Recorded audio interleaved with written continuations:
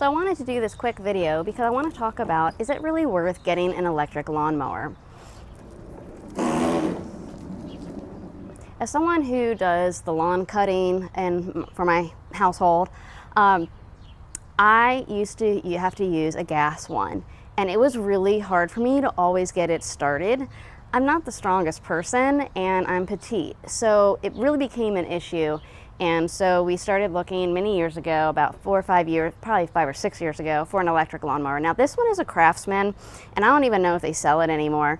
But so here are some, so if you're considering, especially if you're a woman like me, or you have a really small yard, and you don't want to deal with going to the gas and keeping gas, or you don't have a place to put the gas, that's where an electric one comes in handy. One thing I always recommend is to make sure that you have a self-propelled one. Makes a huge difference. It's easier to work with, and you don't get so tired, especially in the heat.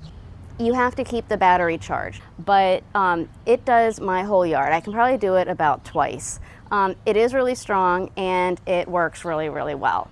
But I do have to remember to charge it after being used, and if I don't use it for a long time, I need to recharge it. But usually it holds the charge for like weeks, so I'm really happy. And I right now am cutting the grass about once a week, once every 1.5 weeks.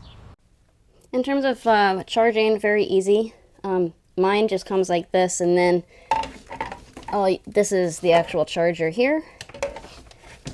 And you just apply it like that, and it'll charge. And it's charged in about 30 minutes. That's this one. So the way this one works is you simply plug it in like this. There's a little safety mechanism here. Whenever I'm not using it, I always pull this out. I never take a chance. And then what you do is you push a little button here on the side, and then you pull this up, and it'll start it up just like this.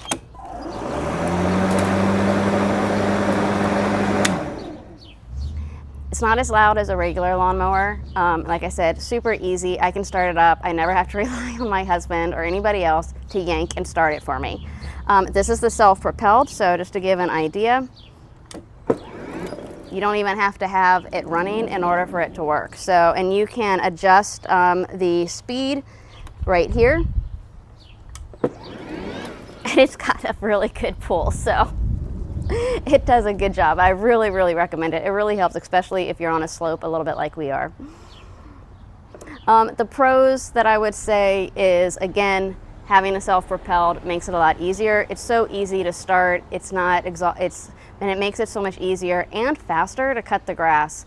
I think it's perfect. It takes up very little space, and it does fold up really nicely, where I don't know if a regular lawnmower does that, but this one does, and I really recommend that.